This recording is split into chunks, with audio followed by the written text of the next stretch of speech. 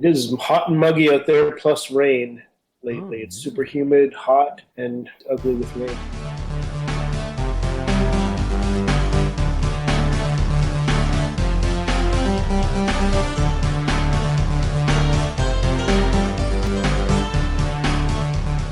hello and welcome to the QUACKCAST. This is QUACKCAST number 541. I'm Ozone Ocean, and with me is Pit, Tance, and Baines. Hello. Hi.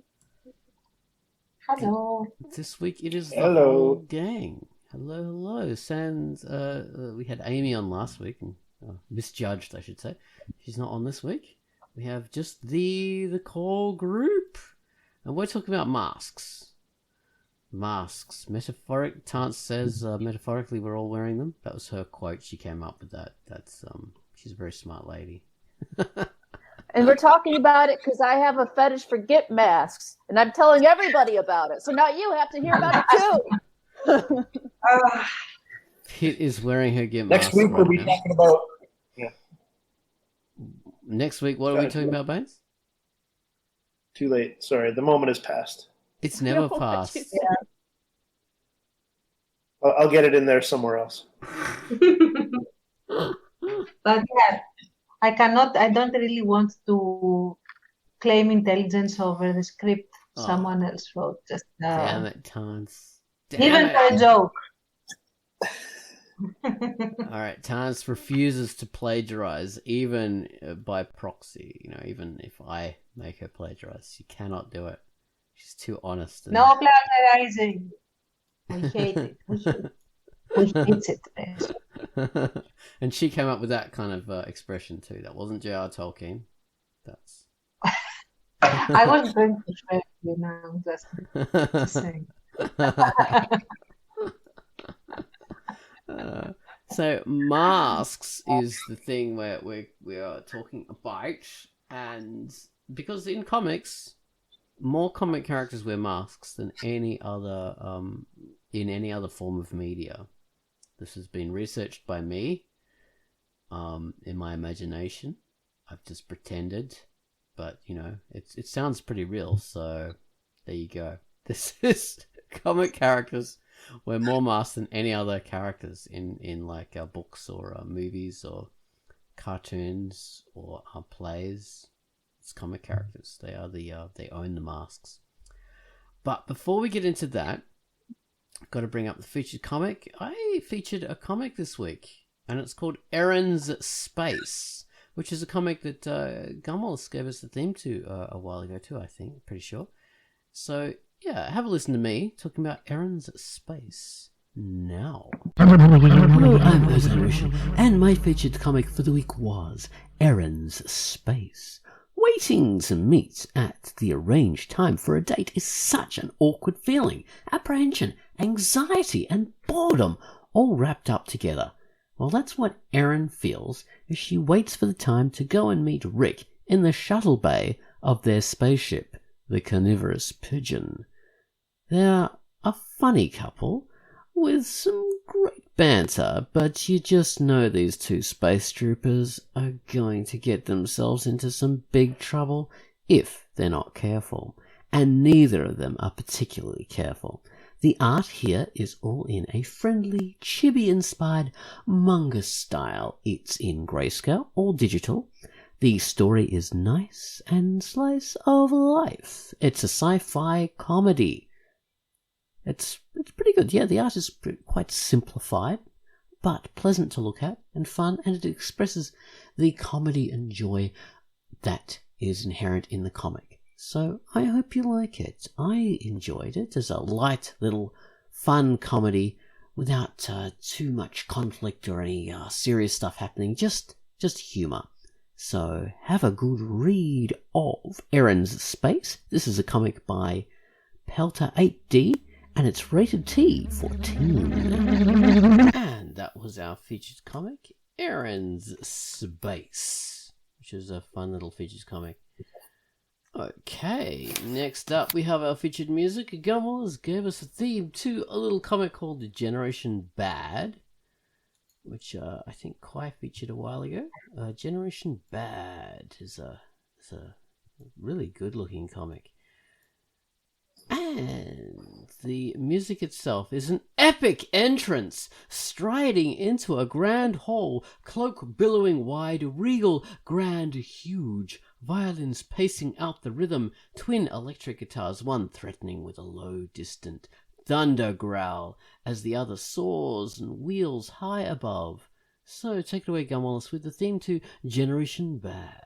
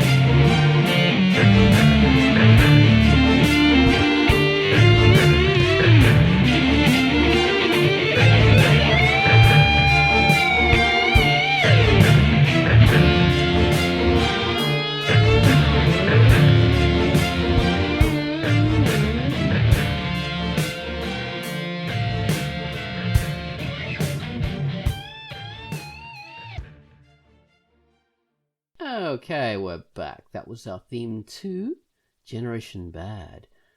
Right, which is a nice little comic by The Red Death, and it's rated T. So, masks. It's a pretty popular thing to do, to have comic characters wearing masks. And there are all sorts of reasons for that. And we've discussed all of them in our Patreon video, and that's the end of the QUACKCAST. Thanks, guys, for listening. Tune into our Patreon video to actually know all about masks and why people wear them. No. So superhero comics were one of the most popular kind of comics. Well, I don't think they were. The first kind of comics were like just funny, humorous comics. But eventually superhero comics took over.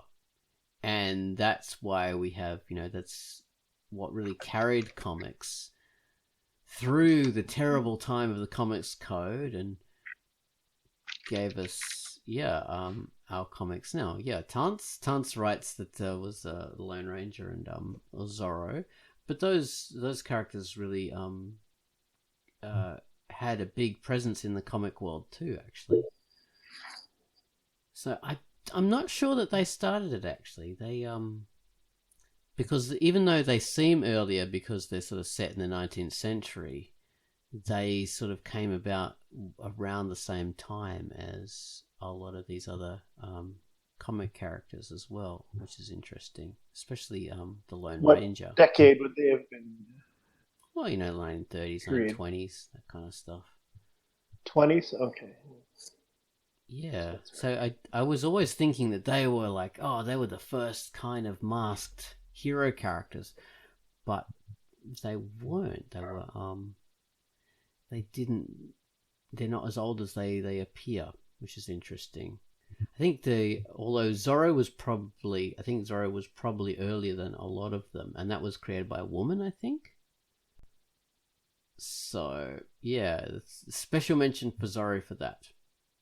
And the Lone Ranger, which is like the American version of Zorro in a lot of ways. Anyway, before we digress, masks. Well, Zorro and the Lone Ranger, of course, have very simple eye masks. They're just the very simplest version of what you can do to wear a mask. Mm-hmm. Not as complicated as the rest. Dread Pirate Roberts, of course. That's one of my favourite masks. That's in the same kind of style. But we had the more advanced masks from characters like Batman. That's another early mask character who was half mask, or even more than that. He's like a 3/4 mask because it covers the sides of his face as well. Covers top of his face and the sides. And then we had a Spider-Man in the 1960s, and that's like covers his whole face.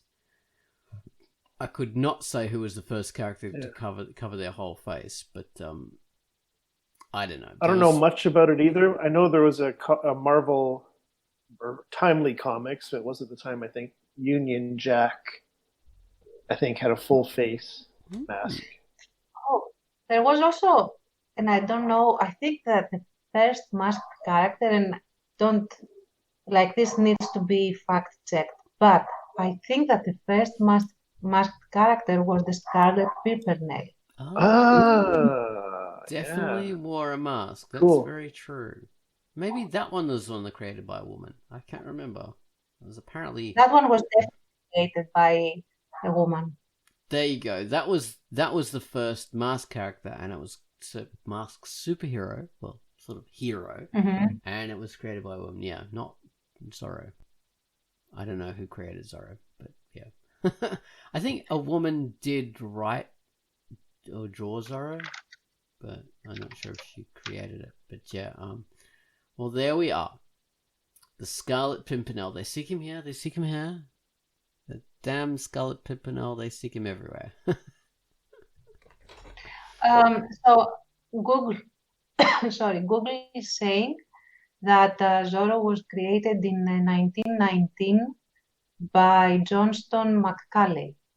Okay, 1919. So yeah, just before the 1920s.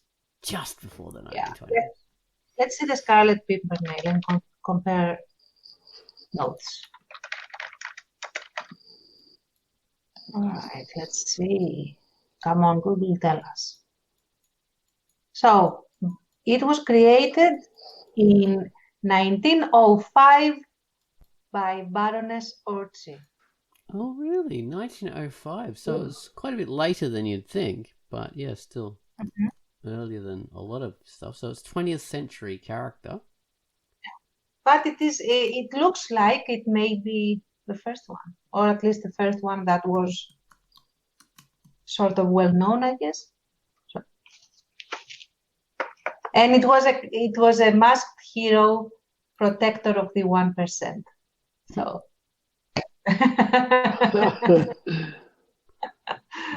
Exactly, yes. Saving those poor royals from being executed in revolutionary France. Yeah. So it was a popular thing. I mean, these characters, those started out in literature rather than comics, but they quickly made the jump. Another early character, Dr. Sin. Okay, so I don't think many people really know about Dr. Sin, but he was more a piratical kind of villainous anti-hero who wore a devilish mask and went around doing piratical kind of things. He was a pirate, and he was created in about 1915 or something. So yeah, there's all sorts of masked characters in the early days, and they made the jump to comics, and then they blew up. It's like an infection. The Delta variant of the COVID virus. Suddenly it found its home and just infected everything. And then all comic characters had masks. But yeah, it's interesting. Are you implying that having a mask is a bad thing? Or that COVID is Oh my god, yeah, you have to protect yourself from COVID by wearing a mask. Oh, it comes full circle. There we go. It comes full circle. So, what are your favorite mask characters?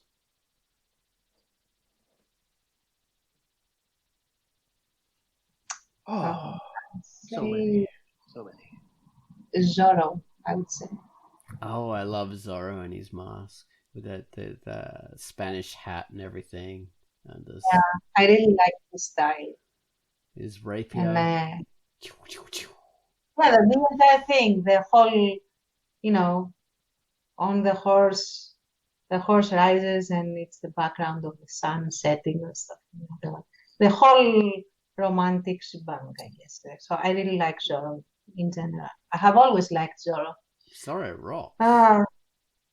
Yeah. Yeah. And of course, when Mask of Zorro came out, I was extremely happy, especially with the casting. It was Antonio Banderas, you mean? yes. Don't you like the one with the oh, what's his name? The gay fellow who did the that Zorro. Who? Frick, I can't remember. Baines, you should know it. You know all this stuff. Yeah, I know of Hamilton, the movie. George Hamilton. He's extremely tanned, and gay Zorro, the gay blade of Zorro, something like that. I can't remember, but he was all. Oh, I haven't seen that. It's very good. Very good. It's a mainstream movie, right? Yeah. Okay, then I'll see.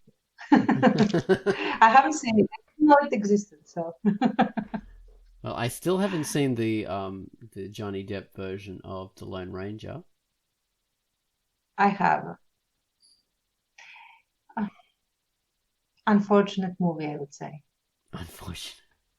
Kind of famous flop. Yeah. So, And I don't think it was the mistake of the actors. I think the script writers really went off the rails on this one for some reason. I don't know why. Yeah. See The Mask of Zorro again. There you go. oh yeah, that's a very good film. I enjoy it.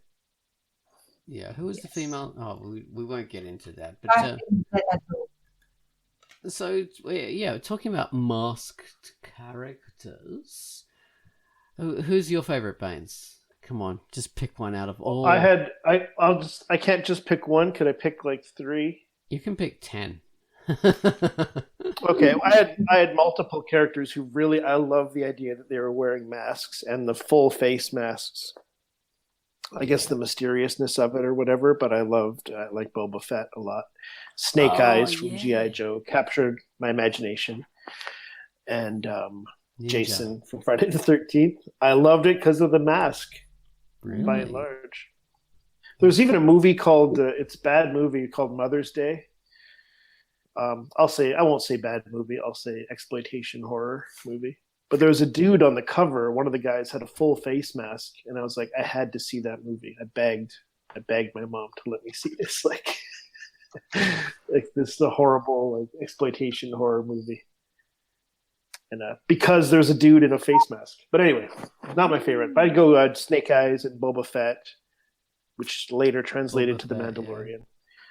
Yeah. And then, I love Jason. I also love Batman and myself. Wolverine. Oh yeah, Wolverine. Yeah. Very cool. Gives me some ideas. Really cool mask design. Yeah, with the eye things that come out here. Yeah, the big sort of twin peaks on his. It's cool. RoboCop was one of my favorites. Oh yeah. Awesome freaking mask on him. Judge Dredd as well. I like that mask. Yeah. Judge Dredd. That's just that Judge Dredd's mask looks so good because of the face underneath. You know, like the mouth. Mm. It wouldn't look as good without that. Yeah. Because the helmet's rather dorky actually, because it's very simple and rounded and really plain, but with his that kind of look. Well, the helmet has gone through. I mean, it has the same kind of basic design through the years, but since so many different artists have worked on Judge Dredd, sometimes the helmet is more rounded, but it seems like as the years went on, it became more of like a cylinder. Mm-hmm. So instead of rounding at the bottom, it's more kind of just straight. And that seems to be so. I think there's plenty of people who agree with you, which is why that change happened in the first place. And so now the one that just kind of goes straight along the cheeks is the modern kind of go-to for the helmet. Well, if you look at, say, Strontium Dog, which is another character by the same sort of people, he sort of exists in the same continuum. He has a very rounded helmet, and it just doesn't look as good. He's the same kind of character, same kind of grim mouth, but because it's rounded, it just doesn't have the same effect. So Strontium Dog's design almost mimics more of like a Vietnam soldier kind of look, though, whereas Dread's is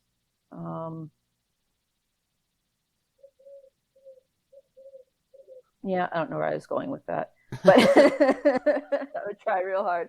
But yeah, I mean, I think it's just like the difference of the characters' designs. And Strontium Dog, again, with him, it kind of depends on the artist working on him.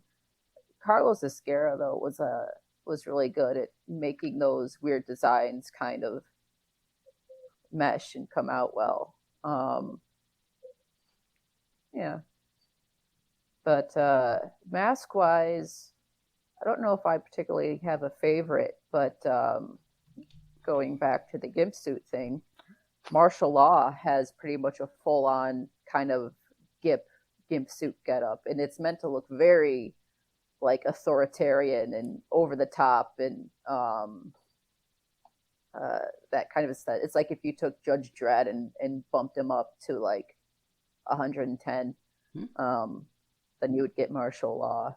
Just very, everything's covered, everything's zippers and buckles and logos all over the place, and very over the top. So if you've never seen Martial Law, go look it up. It's pretty one of a kind. How's it spelled? But yeah, aside from that, Martial Law, Marshall, then Law. Okay. But aside from him, yeah, I love Jason as well. And that Jason is a testament to, you could take something real simple, but when it works, it works. He just had a fucking hockey mask, with the red triangle.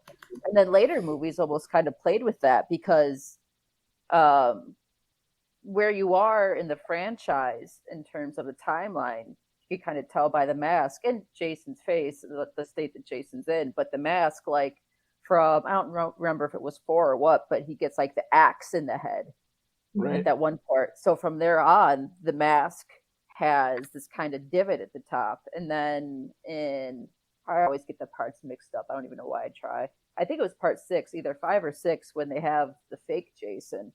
Instead of the guy having the red triangle at the top, it's blue. And that's a little thing that kind of gives it away before the end, where you find out it's not actually Jason doing the killing.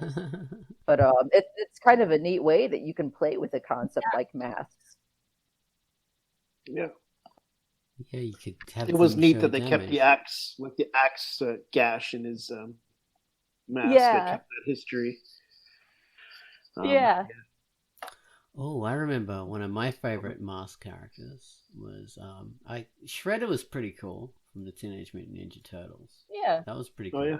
I liked Vega from Street Fighter 2. So cool in that mask. It's like he's okay, so he's a fighter like all the other characters, and he wears like matador pants and high socks and all that kind of stuff. But he has this very smooth mask. It's just completely smooth with the eyes, and it just looks so beautiful and cool. No features or anything, just totally smooth, and that looks amazing. So you don't need a lot of details on a mask to make it look cool. You just need to have a contrast with the other stuff the character's wearing. So that can work in that way. And Jason's mask is like characteristic because it's a hockey mask. And then it makes every bloody hockey goalie in the world always have that, like, whenever you see one, you think, oh, Jason. You can't get away from it. That's the power of an icon. Yeah. It's spoiled the look of hockey players forever. Ice hockey players. Or upgraded, like they look badass now. Exactly. And potentially dangerous. They always look bad. I think the hockey mask has changed now. I think the regulation mask, at least, that they tend to, I don't know enough about hockey. But I think the mask that they tend to use now is a bit different. Interesting. I'm not even sure.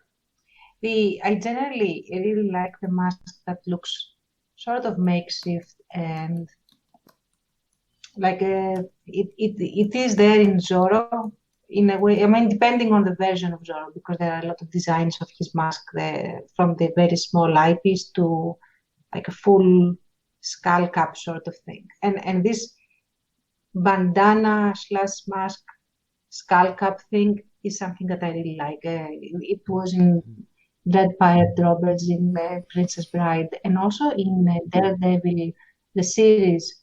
In the first season, before Daredevil got his costume, when he was going vigilante in quote unquote regular clothes, and he had this eyeless mask actually, where it was basically a bandana with a knot at the back, and I loved that. When he got his costume, I was disappointed. I didn't want. Yes. Me too, man. Yeah, he looked awesome with that original homemade mask. Just the black, no eye holes, obviously, because he doesn't need them. But then when they show him in his actual costume in the last episode, it was like it's supposed to be awesome, I guess, but I was like, oh. It kind of came off as funny. Downgrade for some reason. Yeah. Interesting. Doesn't the fist guy also have that kind of mask? I can't remember. It was like Iron Fist or something. In the comics, he does. Yeah, I never saw the show, but yeah. Okay. And also, oh, go on.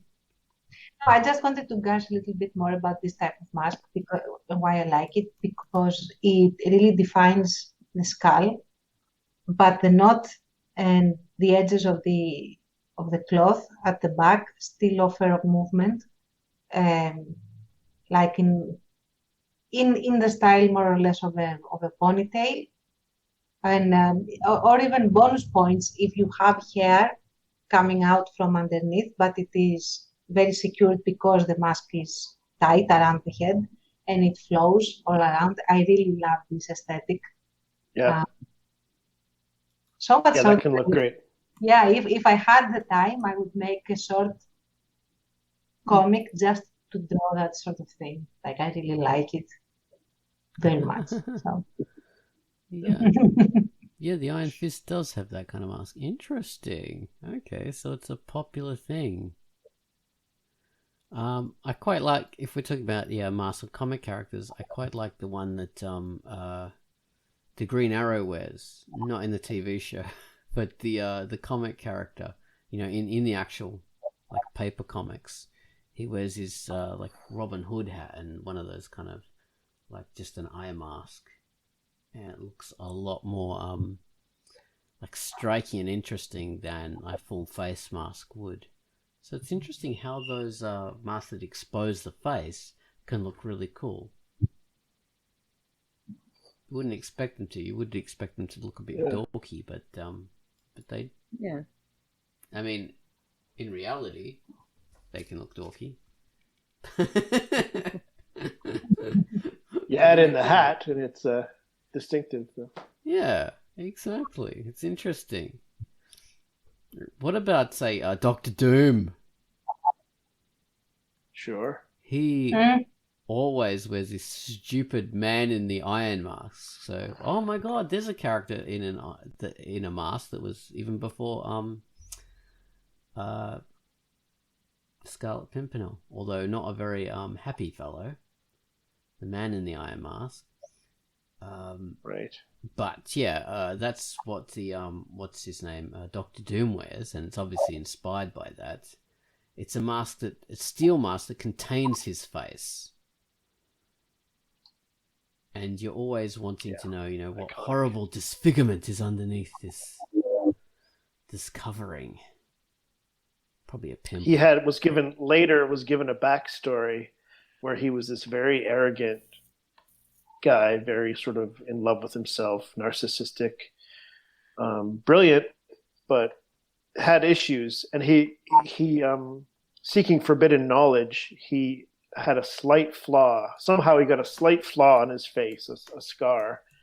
It was nothing. but it drove him crazy. It like marred his perfection. I think I'm remembering this story right.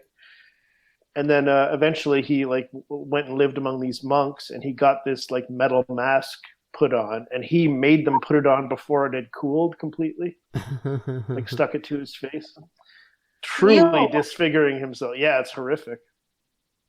And that would have, really made him look awful as he thought he looked.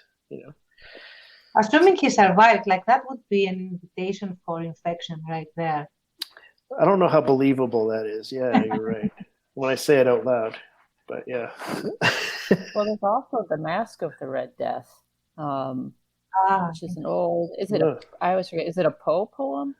Yeah, it's Edgar Allan Poe. Yeah. I heard that some time ago, and so I don't completely trust my memory, but I thought that was a very striking use of a mask because for whoever isn't that acquainted to it, it's during this plague, and it's very apt, maybe. But there's this plague, and all of these royal aristocratic people have gotten together for this party while all of the dregs and the peasants and stuff like that are dying. But as this party is going on, this figure in red comes in a mask, and nobody knows who they are. And until eventually the host of the party realizes that it's somebody with plague, if not the embodiment of plague itself. Plague has come to the party in the Mask of the Red Death. And so, and by the time he realizes it, it's too late, and the plague is there. And so it's also a very artistic use of mask. Wear your masks, please. But yeah, it's a great work if you've never read it. Never have. I'll definitely check that out. Yeah, it's a short story. It's a short story, and it works really well for horror because it has this a guy go from room to room, and each room is a color, and yeah, it's very atmospheric. An atmosphere filled with miasma and plague. Yeah. Well, yeah. Miasma. Well, yeah.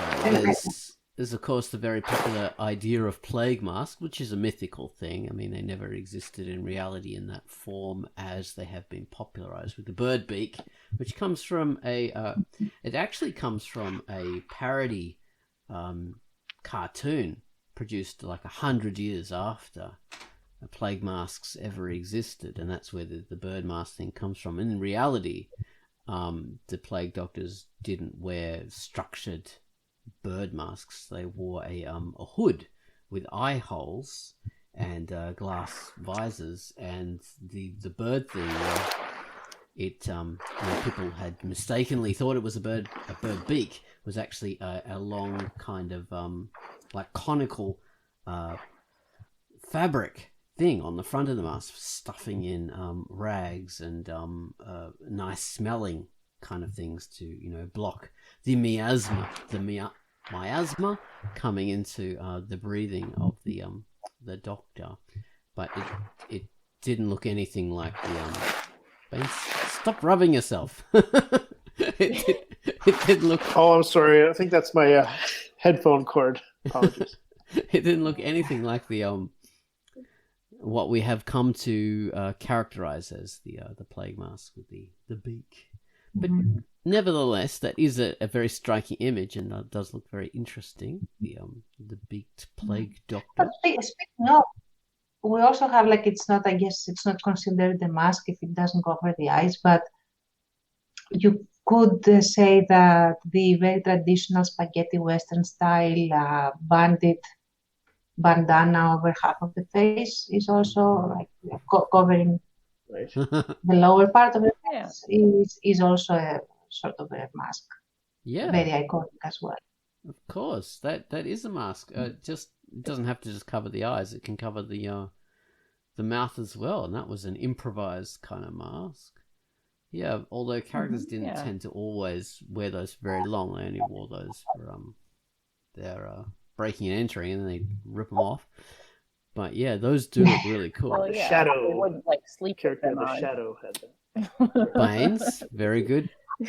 Very good point. The Shadow, who is a very early mask character from the radio series. It's funny, like he always wore a mask, but he came from radio, so he told people about the mask. I think that he also was supposed to be sort of magically masked as well, because he changed, like his features change.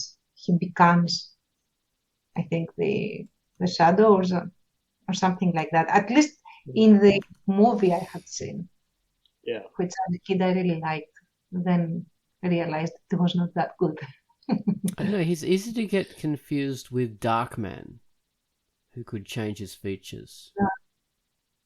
I don't think it was Darkman. But Darkman also wore the same sort of get-up with a hat and the bandana as well. So. Could be. I don't know. I haven't really seen those things in a lot of decades. I'm an older person.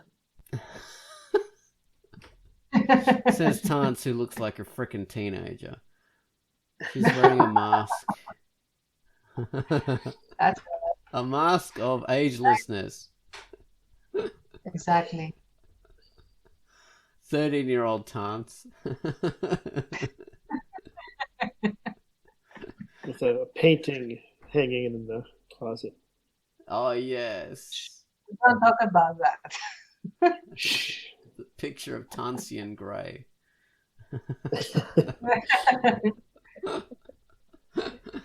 Oh, well. Yeah, so comic characters in various kind of masks that we all like. I think characters just look cooler when they're wearing masks for some reason. Just it does something to the face, like, or just even like the silhouette of the character too. Like, it just does something intriguing. If somebody's wearing a mask, they got some shit going on. Like, well, except for now. Yeah. But and you also want to know more about that person. Yeah, and also I have realized, like, now with COVID that we have all the mask wearing going on, I have noticed that people look, quote unquote, look better in my eyes when they wear a mask, because I imagine the lower half of the face as I would like, and it always fits their eyes, so they look better. Wear your mask.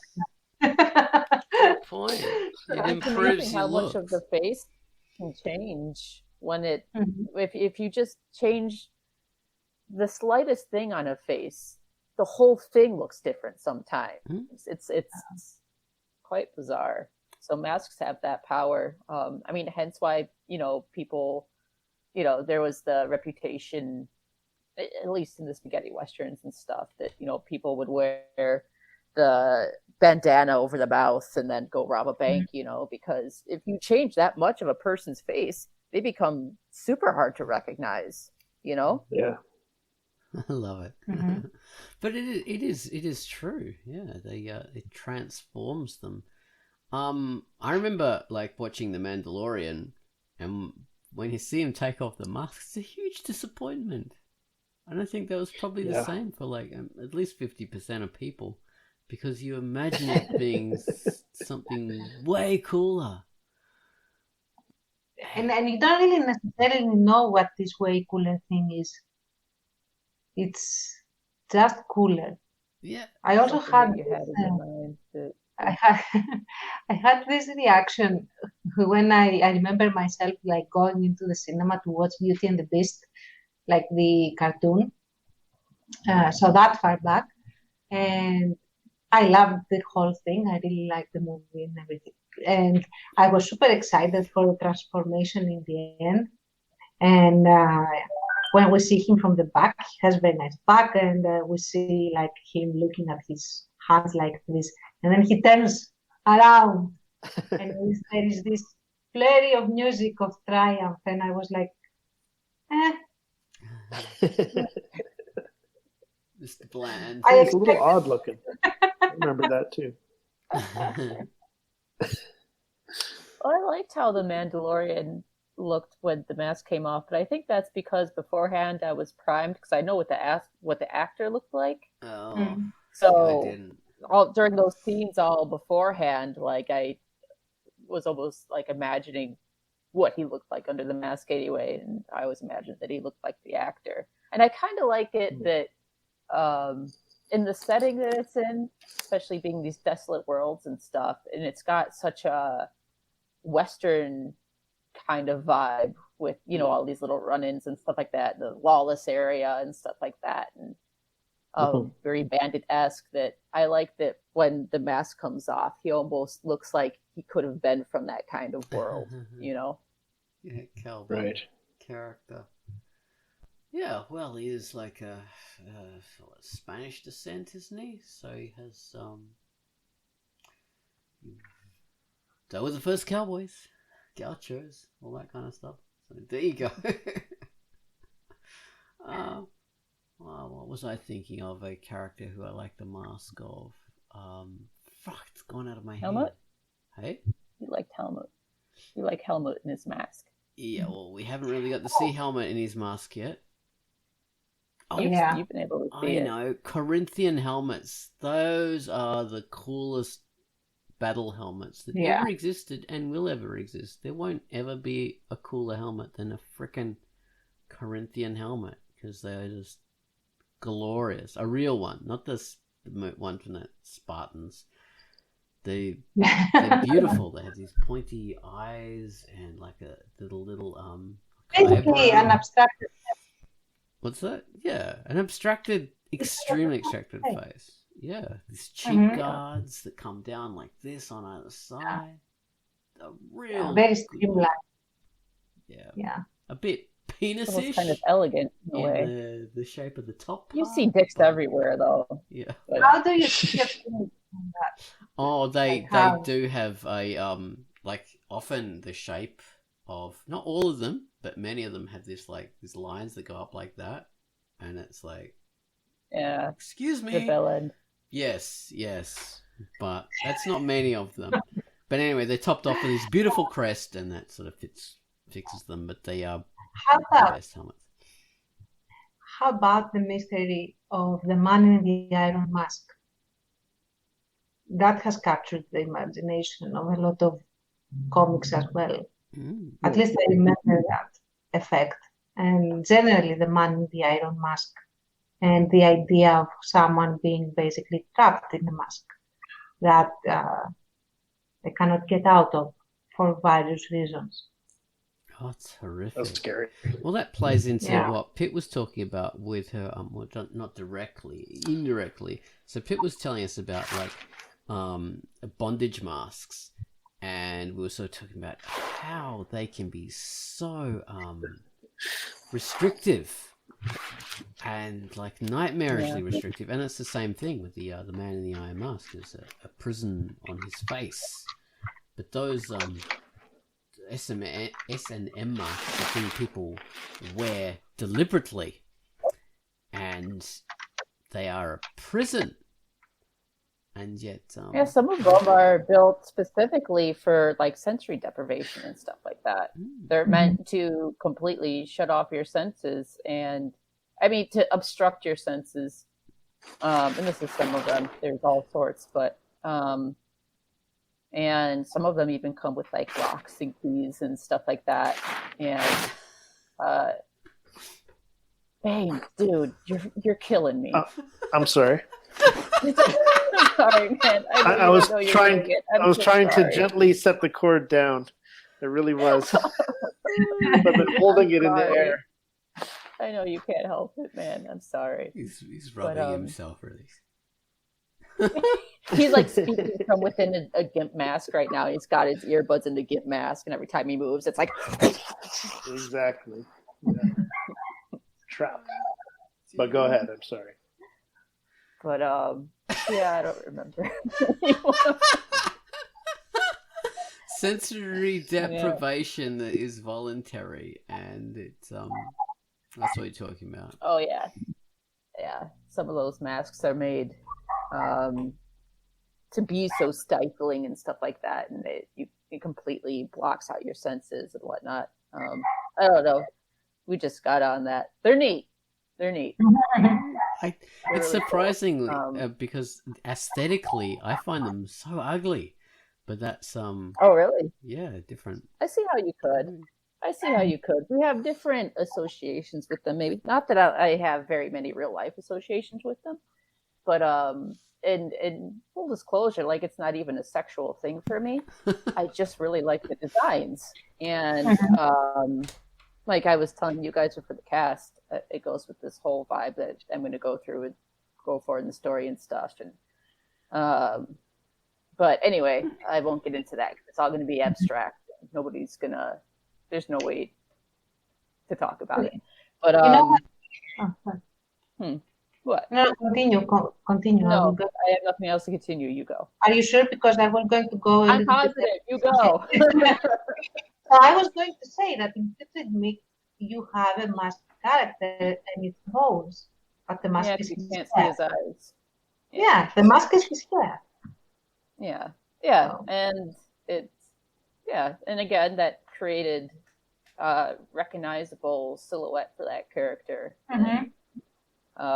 And I think, since you can't see his eyes, it all the more creates this kind of, and since all you can see is really his lower face, and the most expressive part of the lower face is the mouth, he kind of snarls and sneers a lot and stuff, very Dave Mustaine. So I think it enhances those very kind of rough features. So and in the very few instances where you do see his eyes, it's very intense because it's like the mask cracks for a little bit for some reason, either through like a lot of pressure or something really important has happened, and we see a bit of his eye, and that's really neat.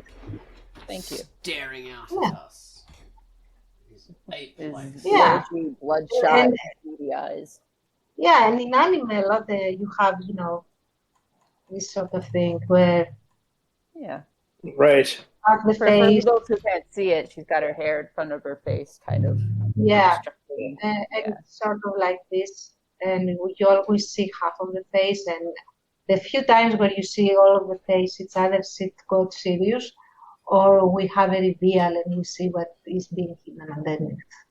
And especially with those Bishi characters. Yeah. It really grab your attention when the hair does move, if it's rare. Yeah. And it always moves in the wind. And of course, there is the horror girl that, this sort of thing. Like, this is also Tans has covered her face in her hair, and she's not. I'm about to come out through your TV now, and she's crawling through my screen right at the moment. Her elbows are bent the wrong way. QUACKCAST. We forgot to give the disclaimer in the beginning, but it is a cursed QUACKCAST. Yeah. Oh, guys. You're gonna die. Yeah. You're gonna die. Oh, one day. Yes, eventually. Actually, no, I'm a bit more benevolent. You're either going to die or sit through a lecture on political theory. Like it's up to you guys. I choose death. Which, on that topic, there is the image of the executioner who was masked, which they weren't always, but again, our pop reference kind of thing is that they have those big hoods, which is also a thing that I kind of like. They're really neat. Oh my God! Especially now that you mentioned that, yeah, it's hot. Yeah. We have the occupation, like the masked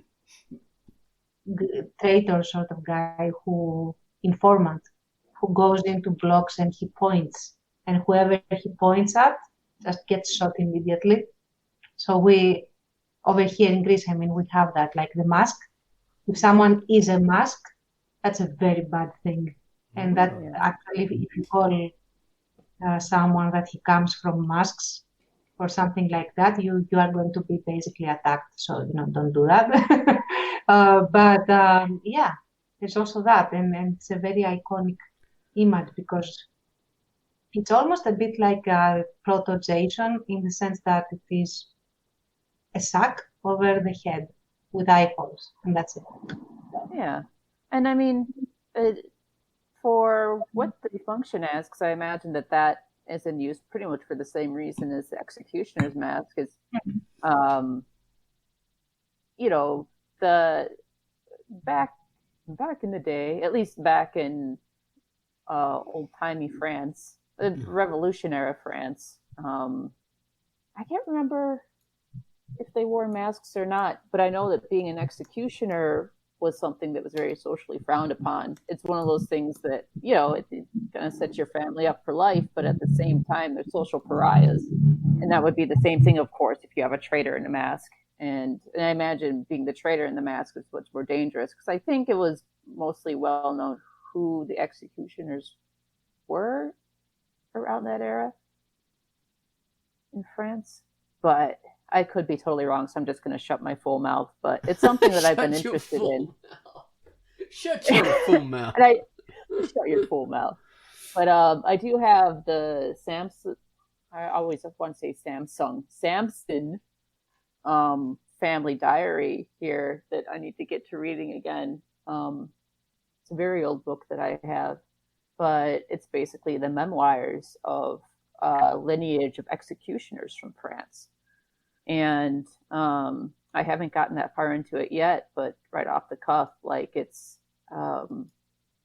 easy to tell they're very frowned upon. So whether they really wore masks like that, I'm not totally sure.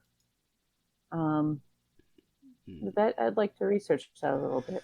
Well, it'd be interesting. Yeah, it could be one of those things like the plague doctor mask that's, it's seen in some image somewhere and then we've gotten it stylized until being something cooler than it really was in reality. So it could be. On the other hand, it could happen, I'm not certain, but it could happen because wearing a mask would make it easier for the executioner to actually execute the person rather than do it with the face uncovered. It's a psychological thing as well. So no, the executioner would wear a mask. That's what I said. It would be easier. I don't understand what you mean. Well, it's like being an actor or something. You put the mask on and it makes it easier to get into that other space, that role. The logic behind it was that for masked executioners, and we do that in psychology, they become the executioner, but they are not themselves. So they can go ahead with the execution easier. I see. Okay, so they can almost have a separate self, so that they can exactly live a life without having to. Exactly. So this is the effect that the mask has in The Mask. When he puts that on, his full personality is allowed to express itself in a hyperbolic, sort of exaggerated fashion, which can't come out when he is not wearing the mask. It allows you, or not just him, I think the mask is the character in itself, and it possesses quite a few different characters. And whoever puts that mask on brings out their dark inner self into this I think they uninhibited self, actually, rather than dark one. It can be dark, depending. Well, it makes me think of, putting it that way makes me think of Halloween. Well, the Halloween movies where not only, of course, does Michael Myers wear a mask, but every now and then you get a viewpoint from inside the mask. If he's, you hear the breathing, or is it Friday the 13th? They both might do it now that I'm thinking about it. Either way, but every now and then you get that shot from the killer's perspective, and you hear the breathing. You might hear somebody talking or something like that in a ways off, but it has a very different feeling from watching it from that view. And if you've, I mean, we've all have worn masks before, and I've never killed anybody wearing a mask. Okay, let's get that out right now. But like when you do put it on, say like during Halloween or something, and you put a mask on, sometimes it is kind of easy to like be someone else or be something else or your idea of something else. You might do things that you might not have done when you had that mask off. So yeah, those, I find those perspectives really interesting, and I love it in those movies where they do include that perspective. Yeah. So Oh, interesting. Yeah. Yeah, absolutely. Yeah, masks often allow you to bring out different sides of yourself. And you rarely get to see from inside a mask, do you? I mean, that's obviously a trick you use in a movie to show the killer's perspective, but you don't get to see from the inside of a superhero's mask. You never get that. It's always external. oh yeah, Always. I wonder if seeing from inside a superhero's mask, what kind of effect that would have. Because that perspective, and I'm probably biased because of the experience, because of the reference that I have for it, it generally is from slasher movies. So I could be biased. But I mean, it's a very claustrophobic looking cut, right? It's not a very comforting view. Whereas if you were to see it from a superhero mask, I'm not quite sure how you could do that and make it convey like how a superhero might feel. To me, it would just naturally feel very uncomfortable. Yeah, I don't know if it'd have the right effect. I mean, what they do it with Iron Man, which is a little bit different, where you can see all They the do it with digital, Iron Man, don't they? Yeah. yeah, here and there. Yeah, so they can show the kind of like the technology at work, but to like see Batman and like see the eye holes and have that POV, I think you're right. Like it would have a strange. I mean, maybe for the right scene or in the right context, it would work really well. Yeah, it'd be Like really a character cool. like Batman can be scary sometimes, depending on who's handling the character. And so for him, sometimes that might be something to consider pulling off. Hey, there's an idea. Yeah. Yeah, There you go. Batman, or is he Spider-Man? I mean, that's a full face covering, so there's more reason for that. So how does he see the world? Like everything quivering with his spider sense?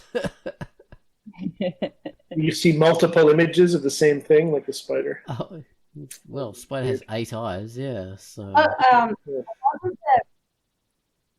wasn't there in the Sam Raimi first movie sort of a perspective of his perception, because everything slowed down and he could see everything really slow? Oh, really? While as I talked about that, I was like, I had a vague memory of maybe one of the Sam Raimi movies did that. Yeah. Yeah, he might have. I think he did. All right, so I remember it. And how he was sort of weirded out himself by this new perspective that he was getting from his superpower. So yeah, that was like close to his point of view, I guess. Oh, that's interesting. Okay, well, yeah, we'll have to have another look at the Tobey Maguire Spider-Man. Hey, White Man, how you doing today, man? Hey, good. How are you? Right. Yeah. Yeah. Well, I haven't seen the other Spider-Man movies. The only other Spider-Man movie I've seen is the Spider-Verse one that everyone loves. For me, I didn't love it so much. I mean, I loved the character and that stuff, but the whole film to me felt a bit over the top, a bit silly.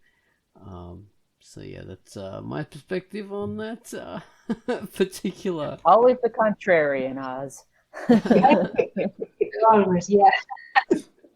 I have seen them all because Spider-Man is my favorite superhero. I mean, I'm a casual superhero fan. I'm not really so much into the whole universe of superheroes. But if I had to pick a favorite, I would have like Spider-Man and Doctor Strange. And so I have seen all of, bottom line, I have seen all of the movies, and I like them all. I think that there is no reason to just pick a camp, like this was the better one, or this was the better. Like there are different interpretations of the character, which is very fitting for someone with a full face mask. Yeah. Did you see Spider-Verse, Terrence? I couldn't hear you completely there, but I didn't catch that. What? have you seen Into the Spider-Verse? Yes, I liked it. That was neat. I loved all the alternate universe, like when they got more extreme with the, the Batman type Spider-Man, and the anime girl with the robot spider, like all these like crazy versions of Spider-Man. It was great. I actually wish they could have done a little bit more with all the other Spider versions. Yeah. But yeah, it's a movie, like 2-hour movie or something. There's only so much you can do. So. Yeah, if they do a sequel, I don't know if they are, but maybe bring them back and do more. Oh yeah, I remember what annoyed me about it was the youngness of the character and the teeniness. Yeah, like I'm more used to the fact the other Spider-Mans have grown up a lot as they've gone, whereas this was like a modern frickin' teenager again. I'm always annoyed by that when they do that in films. When, you got... Sure, the characters start out that way, but they mature a lot, and, when you see their teen versions, it's like, from the old days. Like, it's probably 1960s or whatever, or 1970s, when that began. But then you like, oh my god, modern teenagers. But that was the teenager picking up the torch from the adult, wasn't it? I hate that. I hate that so much. Even when I was a teen, that annoyed me. So that's not a case of an adult being pissed off, but it's just I hate. And I think a lot of teens that aren't very impressionable and stupid would agree with that they hate like adults doing adult versions of teens. Because it feels like, oh, they're trying to make a hip, cool character, and this is what they think of as being hip and cool, and it's just freaking embarrassing because no one behaves this way. So yeah, that's I disagree, but you do you. Well, fair enough, Tance. You can be uncool. I don't mind. I will go on this one, though. You stay being cool there on your cool soapbox. Oh, I'm chilling. I'm Antarctic here. He has been wearing a scarf the entire time that we've been talking. Yeah. Oh, he's got fingerless gloves on too. Oh, double finger guns with fingerless gloves. There you go. All right. Well, we've been doing the QUACKCAST for about an hour now, so we should sign off and let Pitface go and do her stuff, and let everyone go and do their stuff. Okay, thank you very much for being for listening to QUACKCAST number 541. Hopefully next week we'll be talking about the anthology. I mean, we did promise it for this week, but we also promised that we might not, and we promised that we might do it the week after. So hopefully we'll live up to that part of our promise. So yeah, stay tuned and find out. Yeah, same bat channel, same bat thing. So see ya. Same bat time, same bat channel. Bye-bye. That's it. Bye-bye. Bye. Bye. Ooh.